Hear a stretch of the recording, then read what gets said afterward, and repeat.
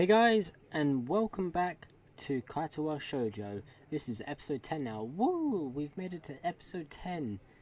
Holy shit. You know, it's, as I was saying in the last couple episodes, okay, we're in 10 episodes in now, and it still feels like we have so far to go. But is that a disappointment? Hell no. Hell no. The story is just opening up as I look at it. Right, anyway, let's carry on. Well, I guess we found her. This wasn't hard. Did Hanako come here first, then come to me for backup, I wonder? By the way, if I take like a short break, like in between reading things, it's genuinely just because I need to have a drink. It's very hot again today. It's like 31 degrees and just like I literally had a fan on before this. And I was contemplating having the fan on and keeping it on, but I've literally turned my fan off in 31 degrees just so it doesn't have feedback for you guys. So I don't say it often, but please appreciate that effort because I'm dying in the heat. But I didn't want the feedback on the microphone. Anyway, let's carry on. Well, if that's true, then at least she's starting to trust me a little. That can only be a good thing. Eventually, the two of us reached the door to classroom 3-2. With Hanako less than subtly positioning herself behind me, I opened the door. Oh, hello, kitty. The cat's decided to join us for a reading. Inside is a hive of activity, seemingly every student in the class talking at once as they work hurriedly on their separate tasks. Going by paint cans, decorations and banners being made, it must be for the upcoming school festival.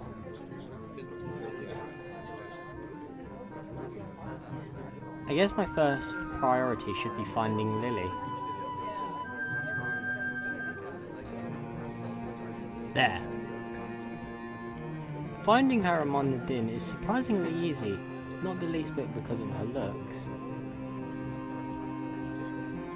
With a couple of students gathered around her as she stands at the front of the class, she seems to be in charge of the preparations, or at least busy organising them. Carefully negotiating a path through the various students hunched over the floor for lack of desk space, I raise a hand entirely out of habit as we finally reach Lily. Hi, Lily. She perks her head up as she breaks off talking to a notably smaller girl who must be her classmate, trying to listen as best she can. Sorry, who? Sorry. Hisao. I have Hanako too. Ow.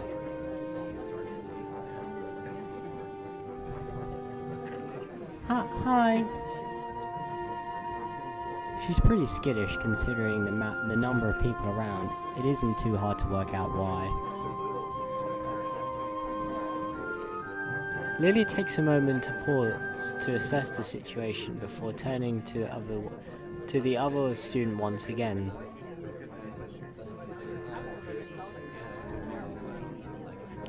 For the moment, just ask Moira? No, it's not Moira.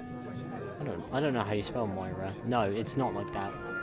Moria, I don't know, for his advice. Kenji's busy with painting one of the banners already. Wait a minute. A quick nod and she bounces off, fingers carefully sliding along the wall's face for orientation. Wait, Kenji? That Kenji? It makes sense. I mean, didn't she say that her classroom is like for blind students, and Kenji is sort of blind, yeah. I quickly turn around, leaning to the side to see past Hanako. Sure enough, in a corner of the room, Kenji's hunched over a sheet of cloth as he paints it. His eyes remain only inches from the brush, reminding me of how close he has to be to make out my face when I met him. Sorry about that. Our class doesn't have many students with even partial eyesight, so they are high in demand. That's right, Class 3-2 was especially for students with poor vision. Preparing for the festival must have been arduous for them. Need a hand? I could give you help if you need some. Maybe Hanako could too.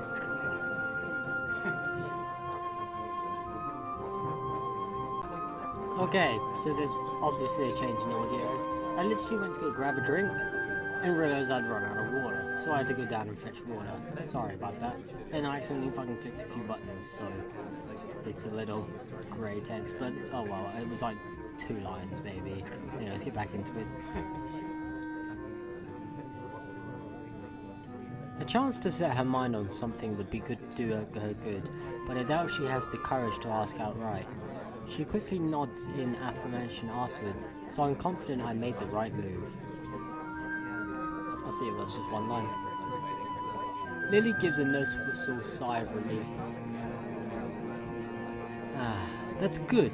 This might actually get finished before everyone goes off to dinner now.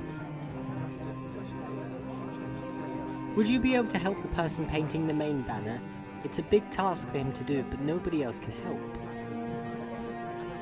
Kenji, sure.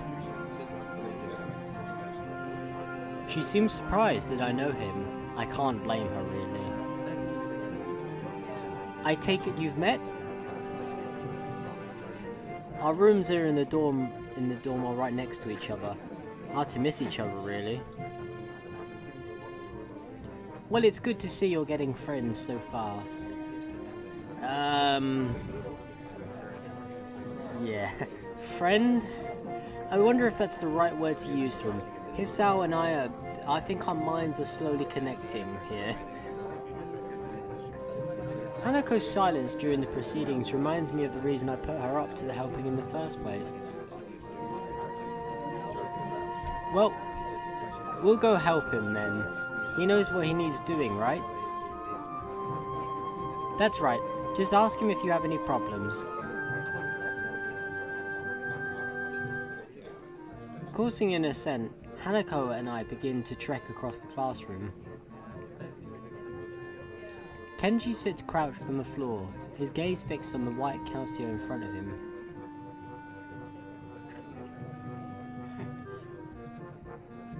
Hey Kenji! No answer.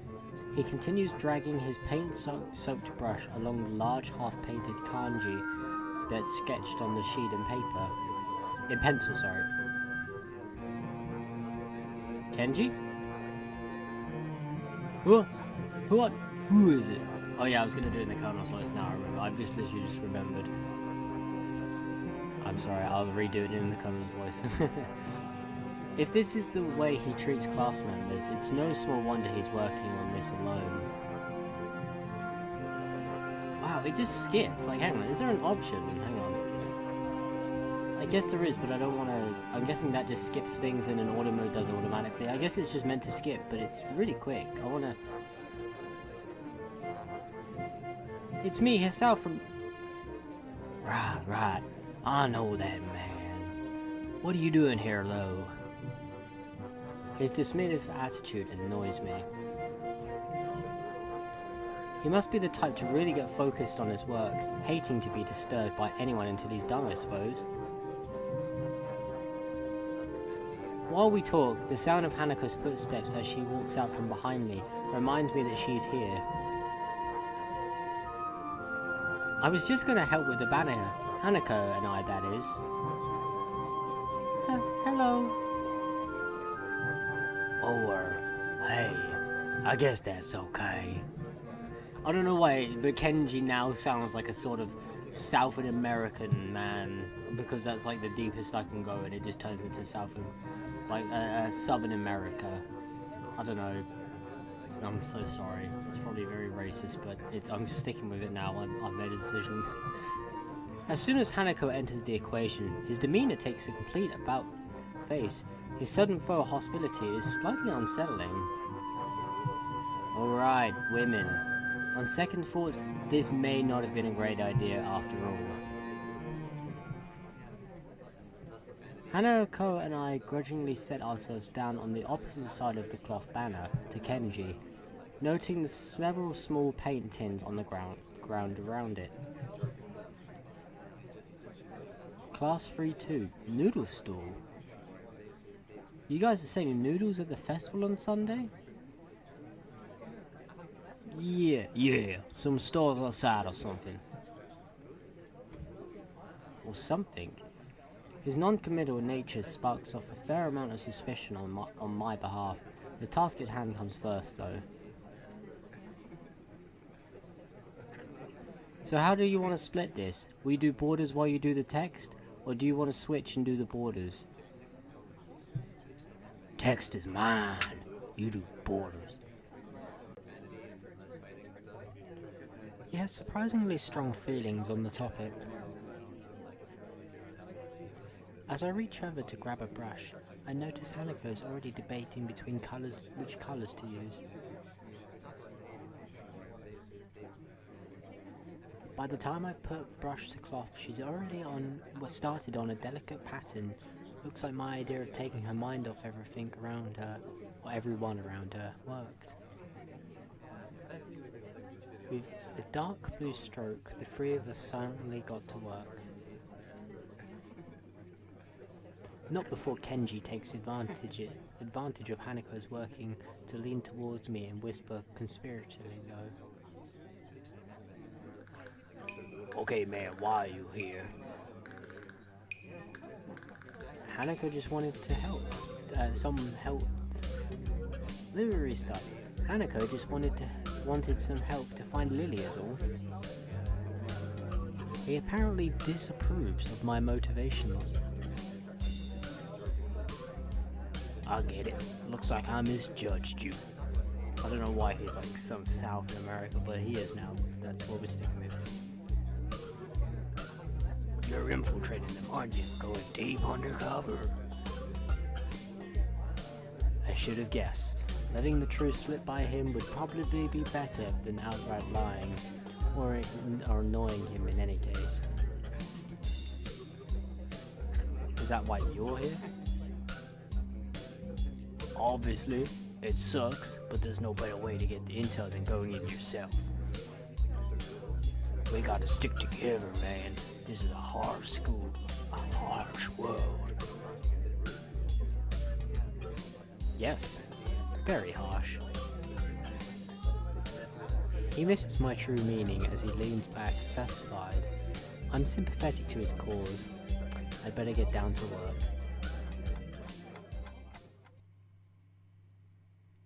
Finished. Looks like I am too. Good job. Oh, thank you, Kat, for like. See, it's 2 o'clock in the morning. It's actually about 3 o'clock in the morning right now. And after this episode, I'm going to bed. But you know, I wanted to make sure I had this episode recorded. And the cat has suddenly decided that my spot in the bed where I always sleep, is now going to be where she's going to sleep. So I'm going to have to deal with that later. Sorry, that's nothing to do with the story. Let's get on with it. The two of us connect up the lines to our patterns, mine being as close as a copy as I could manage of hers. With a grunt, I lever myself up from the floor and look around. Aside from Hanako and myself, there's only Kenji left finishing off a sign, as well as Lily and a couple of students talking among themselves in the classroom. Looking at my watch, it's no surprise. It's getting pretty late. Need a hand?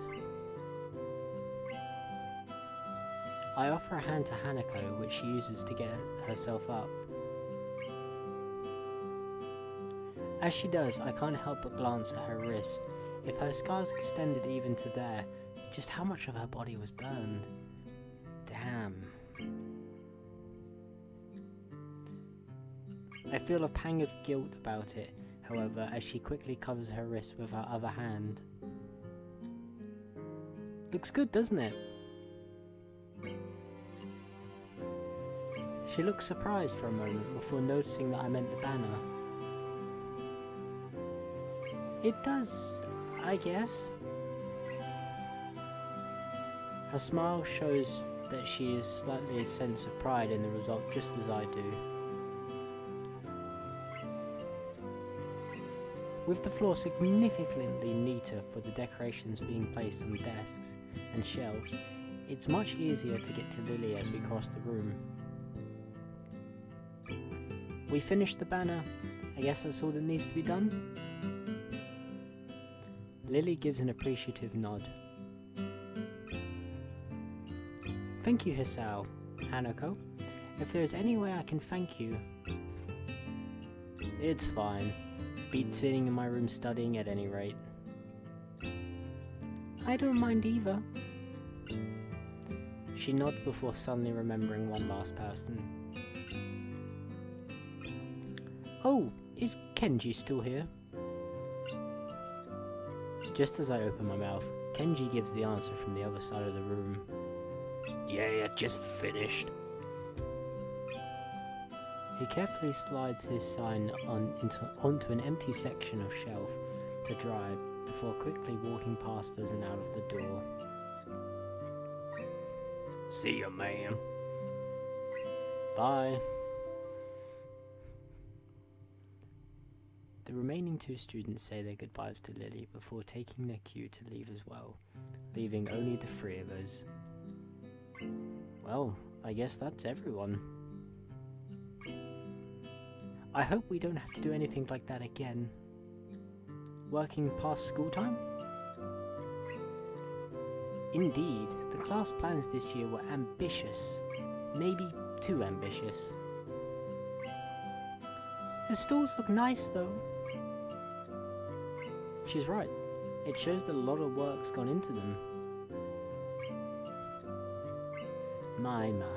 I'm sure a lot of us would be glad to hear that. At least now there's not much work to do until the festival itself. It's getting pretty late. Should we go? That's probably a good idea. Are you going back to the dorms as well, Hisao? Yeah, I guess I'll tag along. The nighttime lighting really makes the garden look quite different compared to the usual look of lush greenery. Things are much more calm. Being that it's late, the lack of students around probably helps. The odd one or two can be seen scurrying to and from the dorms trying to make the most out of their approaching curfews, but no more. All that can be heard is our footsteps in addition to Lily's cane regularly gently tapping the ground in front of her. It's nice to be finally able to relax a bit after the mad rush during school.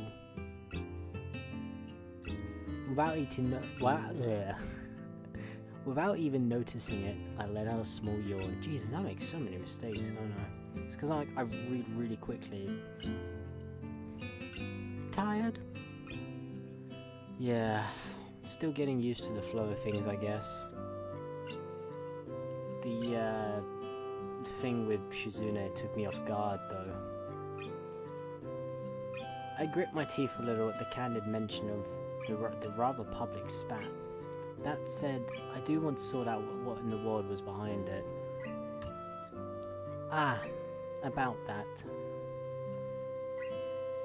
I'm sorry about it being so public. Shizune and I go back some ways.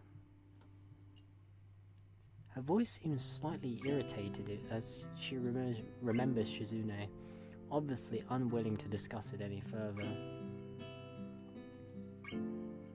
I glance to Hanako for her views on this, but her expression is unsurprisingly evasive and difficult to read. Either way, I guess her apologizing for it is something, even if my curiosity goes unanswered.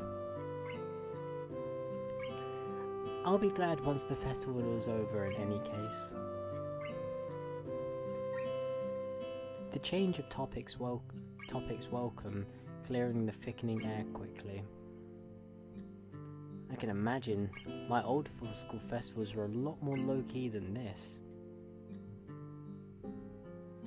Yamaku stresses the idea of a school community, so the staff likes to make our festivals and such special occasions. And yet the students are the ones who do the work? What an unfair world. Hanako and Lily both chuckle in agreement, savouring the fact that none of the staff are around to hear our grumbling. I suppose coming from a strict all-girls school helped me a bit with Yamaku compared to there. Yamaku is far more relaxed. I'd go away towards explaining her well-bred speech and behaviour in any case. As we come to the dormitories, it eventually becomes time for us to leave for our respective rooms. See you, Lily and Hanako. The two girls give polite nods before setting off to the women's dorms just next to the guys. As is to be expected of such an arrangement, there's a staff member casually patrolling around outside to prevent any nighttime shenanigans. I love that word, shenanigans. Walking past him, I quickly stretch my arms and rub my neck, both quite sore after having worked on the floor for so long before walking to my room. It feels good to actually have direction though. After so long in the hospital, the everyday facts of studying, homework and teachers seem to be almost a blessing. I guess if things continue like this, my time at Yamaku might turn out okay. Adhering to the nurse's nagging voice in the back of my head, I set my alarm clock to wake me up early enough to go jogging again.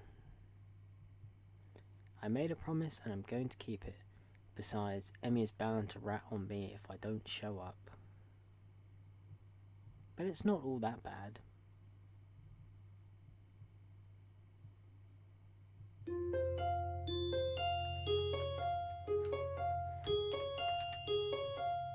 enjoying my snot, are you, cat? That's where I'm supposed to sleep. I'm sorry, I'm eating chocolate. How unprofessional reading this is, but I'm hungry. I'm so sorry. My alarm clock goes off and I flail around uselessly for a while until I remembered that I had decided to give morning runs another shot. I don't know if this was my greatest idea, but I'm determined to keep going. This is about my health after all. Sure, things haven't been great lately for me, but that hasn't made existence so intolerable that I'm not going to try everything I can to stay healthy. Besides, it's all about asserting some kind of control over this thing, right? Well, if I can manage that, well, I can manage anything. At least that's what I keep telling myself. Once again, it would appear that I'm not alone in my run. Emmy has apparently been here for some time. It looks like she's already worked up a good sweat. Just when the hell does she come down here anyway? Oh, it's you. I'm surprised to see you again. Why's that? Well, not many people actually manage to come back for a second try. She frowns, seemingly annoyed by a passing thought. Like the rest of the track team, for instance. Still, it was only supposed to be a volunteer basis, so it's not that big of a shock. And I guess it's pretty early in the morning. A shrug, and suddenly it appears that she's forgotten what she was talking about. The frown, it disappears entirely, and she seems to snap back to her previous train of thought. So, come on then. What? You're here to run again, right? Well, yes. So come on. I find myself suddenly grabbed and yanked onto the track.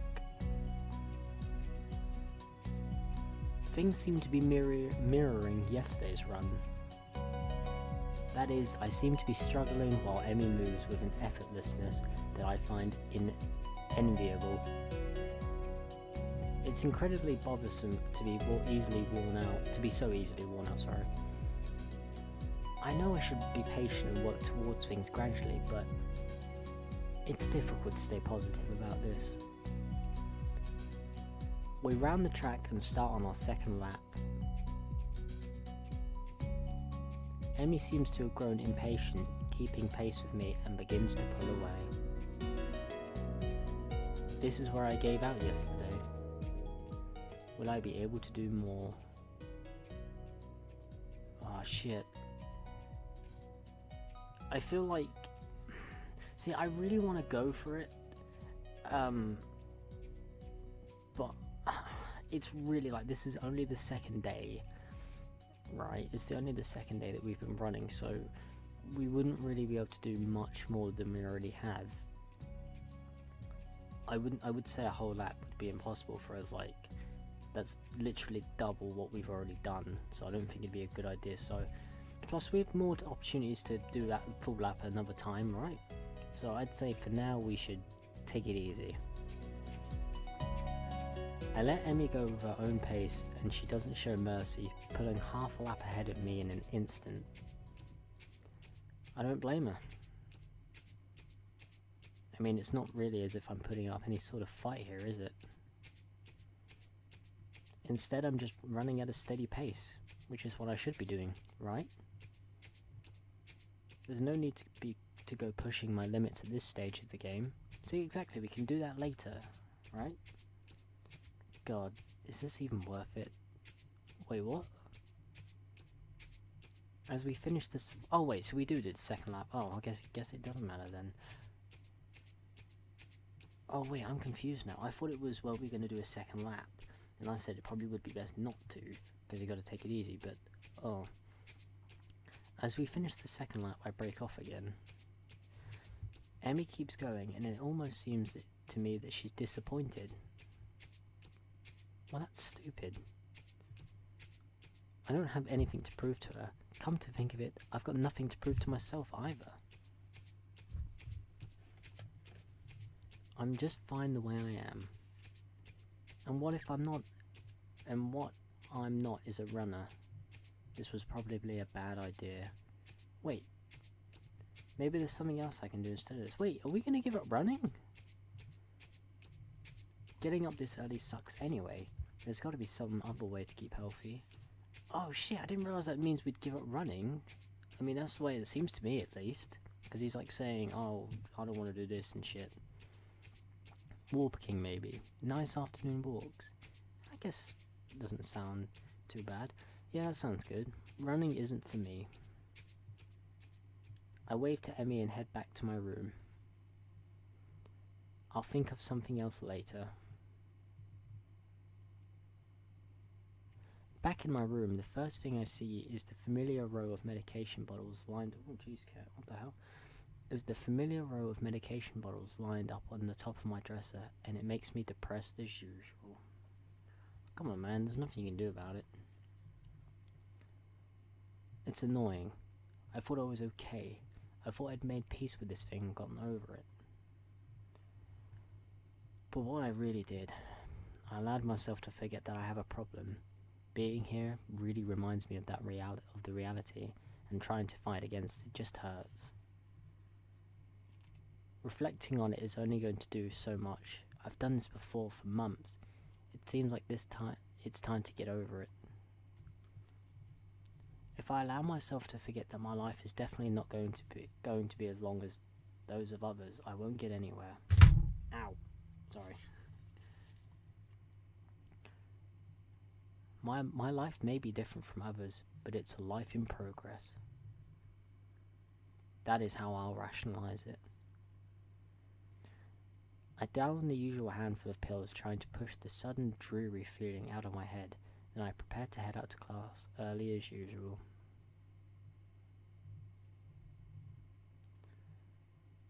Oh god, okay, it seems we're going to have another encounter with Kenji. I think I'm going to end the episode here just because I'm very tired. And I think 2 encounters with Kenji in 1 episode is just, oh my god, that'd be crazy. My cat just made a really weird noise in the background. I'm so sorry if you can hear that. That was really funny though. But as I was saying,